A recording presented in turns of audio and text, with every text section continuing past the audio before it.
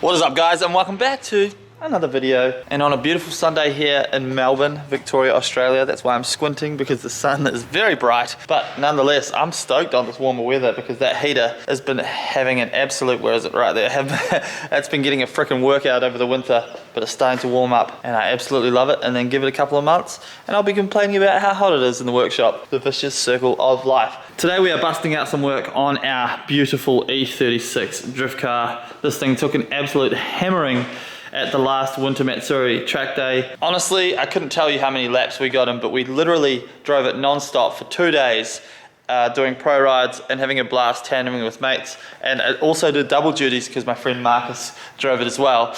Man, so I think we fried about 20 tyres on that day and about 180 litres of E85. The thing was freaking flawless, which is amazing. But as is the way with all drift cars, maintenance is the key to keeping these things running. We have Keep It Battle Royale Round 4 coming up at Quarter Park Raceway in about 2 weeks on August the 20th. So if you're around Melbourne, make sure you come on down. If I have a seat free, feel free to ask me if I can take you for a passenger ride. In that competition, it's a pro competition. So our 250 kilowatt E36 goes up against people with, I think the most horsepower in the competition is Bogger, and he is about 1,300 horsepower. Not sure if he runs it at that all the time in his 180SX, but he has at least, I think, like 800 horsepower in the thing at any given moment, which is pretty nuts.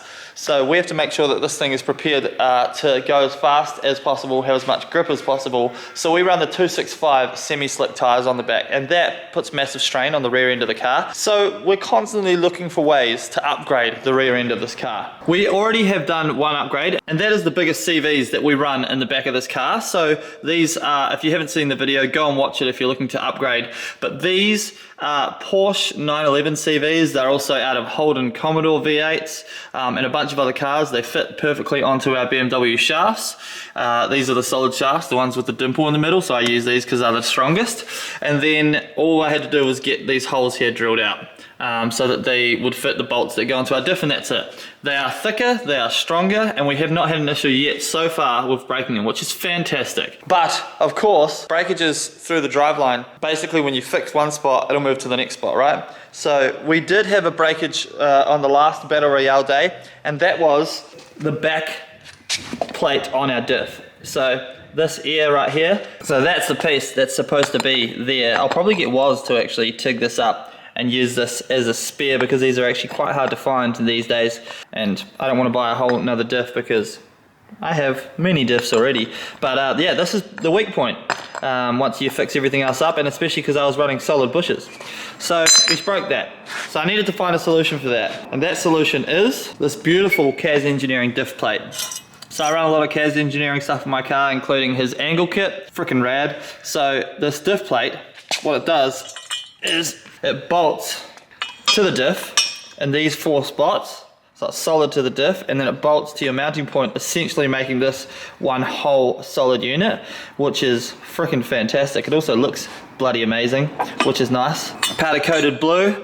You can find the link for these in the description. So we're going to be adding that today. But also, whilst we're doing all this, I also have these Kaz Engineering diff weld plates. So when you're welding a diff, so here's my welded diff here. I welded it in 4 corners, right? I didn't do an amazing job of it. I could have done it better. What you're supposed to do is weld plates in, and these are literally specific plates made to fit in to the splines in here, and you just weld them in super nice, right? This is what you should do to make it maximum strength. So as you can see in here, my welds kind of have broken away. A couple of them are cracked as well. This is also why I removed the diff, because I wanted to re-weld it. As I was assessing the diff, I noticed this diff has play in it. So that's what's called backlash, and there's a lot, you can hear it. So because of that, this is a 3.15 diff ratio, which I prefer. These are 293, so they're a little bit longer, but the next track we're doing is actually the FD layout, which is the 3rd gear entry down to 2nd gear. So I actually don't mind having a little bit longer gears for that track. So because this is stuffed, we're going to use, well, not stuffed, but it's just got a bit of play, and I don't want to risk it, especially on the semi-slick tires. We're going to use one of our good diffs. Boom! This is one that's been welded beautifully. So this has got the plates in. Look at the nice, thick, heavy welds. So that's perfect for us, and this is also the diff that doesn't have any backlash play whatsoever. So we're going to be using this diff today. Now, because I'm getting pretty obsessed with these rattle can recos, like the one that we did here on our beautiful Honda motor, I'm gonna go ahead and paint everything and make it look beautiful before we put it back into the car, so that our whole rear end is just looking freaking gorgeous. And we're also using these, we're gonna put these spacers back in as well. So these are the axle spacers. I wasn't using them before with these new CVs, but I'm actually gonna chuck these in because I think they're gonna benefit us and just add a little bit more strength to those CVs as well. So you can buy these again. I think Kaz sells these. I got these from 6 Shop UK. They sent me out these. Shout out those guys, they're awesome. But you can get them from Kaz as well. But first things first, we're gonna drain this out, clean it all up, and spray it black.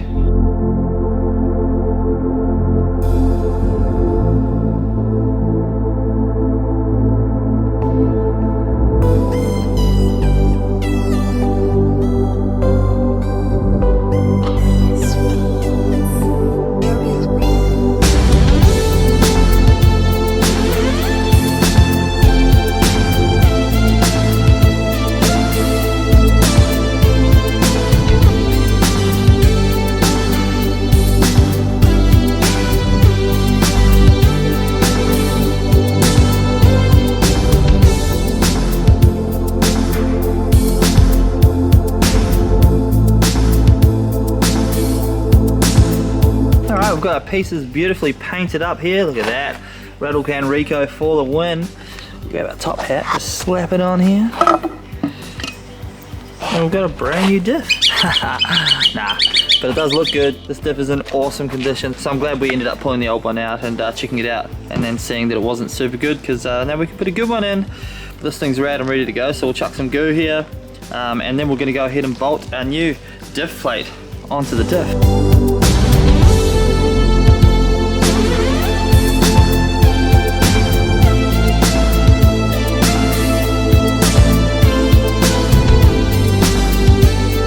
So these Kaz Engineering diff plates actually come with all of the hardware that you need to install them, which is rad. So we've got these 4 long bolts. We go through these holes right here, and then we've got the 2 thicker mounting bolts which go through the mounting plates on the sides. The plate just comes and sits over here. This is gonna look so freaking good in the car. Boom! Look at that. Whew, she's beautiful. Love that. Fits perfectly. We get our 4 long bolts through. So we'll just tentatively do these up for now.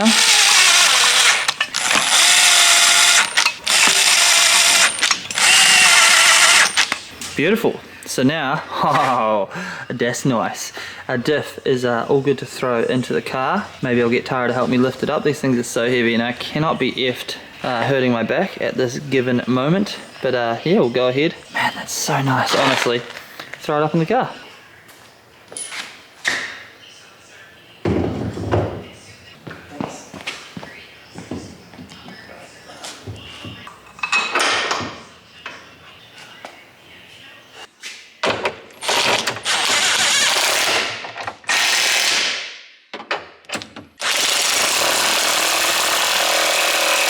Okie dokie, suss that out. Looks insane in there, very happy with the setup. Definitely the cleanest it's ever looked, also it's the strongest it's ever been. And I'll just show you guys quickly about these axle spacers. Even though I've explained to them in videos previous, I'll explain them to you again now. So you can see this side, we've already got one in, right? That's it right here, you can see the aluminium.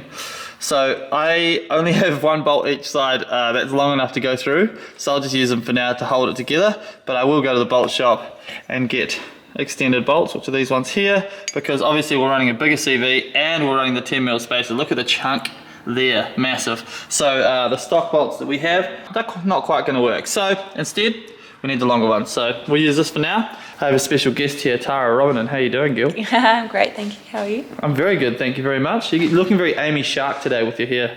Looks nice, I like it. I don't really know what she looks like. Thank you. She looks exactly like you look right now, so a noise. Sweet, so Tara's going to hold the camera. I am going to throw this together. So, spacer, boom, in here. Got the bolt slide through, just like so. And as you guys will see, when I put this up, how much room there is here. So, there's still plenty of room for the spacer to go on. So this is without the spacer. You'd slot it in, just like so, and it fits into the grooves. You can see there's still quite a bit of movement within the CV, so the spacer just holds the CV together a bit tighter. So I'm still unsure about whether this is a pro or a con with the new CVs at the track, but there's no time like the present to try it. So hopefully it doesn't cause any breakages next round at Battle Royale, but we've got to find out. I'm your guys' test subject, so. So that is the whole rear end put together. Ooh-wee. Amazing, so good. It just looks, it looks professional, really. It looks like a really nice setup. Tara, quickly, can you just come and tell us how a differential works? What are you laughing? Are you under pressure? Yes. All right, let's start at the up front. Okay, so up here, the engine Yes. Brum brum. goes like, It goes burr. it goes kablooey and stuff on the inside of it though, like not on the outside, like it's fine. Yep. And then it makes a big thing in here spin, Yep. so that the drive shaft Spins. spins, All right. and it comes into the diff, and on the inside of that there's a big wheel thing. Yep. That's right. And then it's connected to another one that goes this way. Yes, cogs. That's right. Cogs to make, Well, I guess they're called cogs. I actually think they have a professional name for them, but let's call them cogs for yeah, now. whatever the professional name is. And then it makes these guys spin around, Yep. and it makes the wheels go. Boom. Perfect explanation. High five for that one. That was amazing. It's very technical. Yep. No, it Very was. That your professional. services are no longer needed because that was perfect. So there you go, guys. That's the professional way to teach someone how a differential or the drivetrain works in a car. But I'm over the moon with this setup. What do you think? Do you like it? It looks so pretty. It does look pretty, doesn't it? Smells in here. Oh, yeah, but the diff it oil. looks pretty. It does look pretty. Yeah, it stinks in here, but pumped.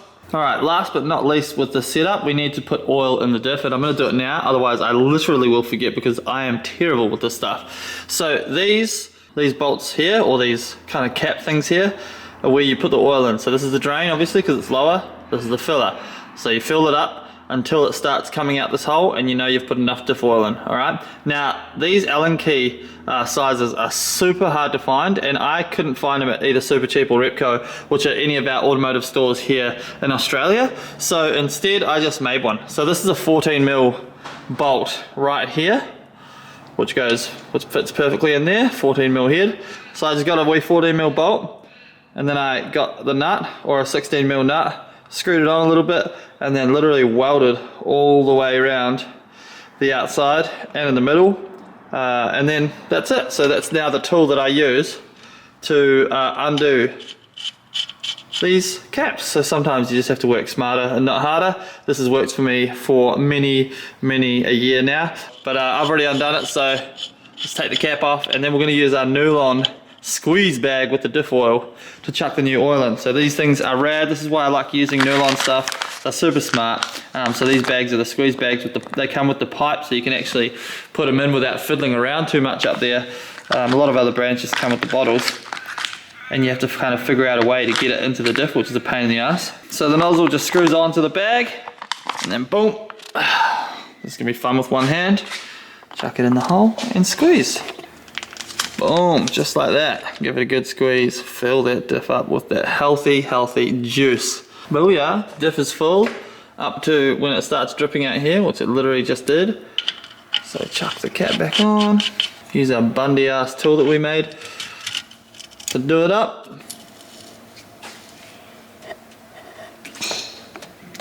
Nice and tight. Diff is done. How good is that? And just like that, it is done. That looks freaking insane. I'm very happy with the quality of the product. Thank you, Kaz Engineering. And just stoked with the whole setup now. Now, a lot of you players from overseas will be saying, why don't you throw like a BMW M3 rear end in it? Because I believe they're quite readily available in places like America and even Europe. But here in Australia, unfortunately, we don't have a lot of access to BMW M3 stuff. In fact, it will cost about the same amount as a full winter's quick change rear end for a BMW M3 rear end in this thing. That's why I'm constantly looking for upgrades for this thing without obviously going the full 9 yards. Now, there will be a time in the future where hopefully this chassis or a new chassis that we build will always stay BMW, of course, may likely get the winter's quick change rear end. Once we're up to that level of drifting, we're drifting against that level of competition. We're not quite there yet. So we have to keep finding workarounds for this stuff. And to be honest, I really enjoyed the research and development phase of the builds, especially with getting these CVs and stuff done. It's very satisfying when the stuff actually works. I think we are running the most developed BMW E36 competition chassis in Australia. So there are always challenges and hurdles that we have to kind of constantly, address and overcome. Nonetheless, this thing has absolutely been ripping lately, and I'm so proud of it, to be honest. If you're a business and you want to jump on board as a sponsor for this car or on the YouTube channel in general, feel free to reach out to me via email or DM me on Instagram at It's Mike Lake. I'm always open for discussions. And that is it for this video, guys. A pretty chill one on this beautiful Sunday afternoon. I have to go home and edit this video now so that you guys can watch it this evening. But I really hope you enjoyed that video. I love these upgrades videos for the E36. I know you guys are super pumped on seeing the Honda videos and the Fivo videos, more of which will be coming soon. I finally think I have sourced the gearbox for this car. It's actually been harder than you would think to find a good condition manual Lanza gearbox. A lot of these gearboxes, when they're manual, have been on cars like this one that we bought that have just been absolutely thrashed. And of course we don't want to be going and buying a gearbox, putting it in this car only to find we have the exact same problem as before. So it's really important that I make sure that the gearbox we do buy is in perfect condition. How good do those headers look, by the way? Crazy. Next week the turbo manifold for the Honda motor should arrive, and then we can be full steam ahead on that build, pulling the motor out of the Civic, putting the new motor in, all the turbo stuff on. That's going to come together really quickly, because other than the turbo manifold I have everything else that we need to basically build and turbo this car, which is freaking amazing. And then of course the Datsun. So I have the new clutch for the Datsun sitting here on the roof. I'm very, very excited to be putting this in. That's the one thing that's holding us back from taking this back to the dyno, retuning it, and then the tune and the engine side of this thing should be fully finished, and we can move on to finishing the bodywork, painting the car, and enjoying it for summer. Now this thing I'm 100% committed to having it finished for this summer, so we have a couple of months to get it done. I really want to enjoy it, drive it around for summer, take you guys for drives, head places with Tara, and just have a good time in it. So guaranteed we'll be finishing this thing in the next couple of months, which I'm really excited about. So there's a whole bunch of stuff coming up on the channel. Hit that subscribe button if you haven't already. I think like lately 13% of you guys have subscribed, and a whopping whatever the rest of the percentage left, I'm not good at maths, is not subscribed. If you watch the videos and you enjoy them, please hit that subscribe button. It helps, honestly, more than you know. And also hit that like button if you enjoy the video, support the channel. Follow me on Instagram at It's Mike Lake. And of course, as always, I'll see you guys in the next video. Cheers, guys. Peace. Bye.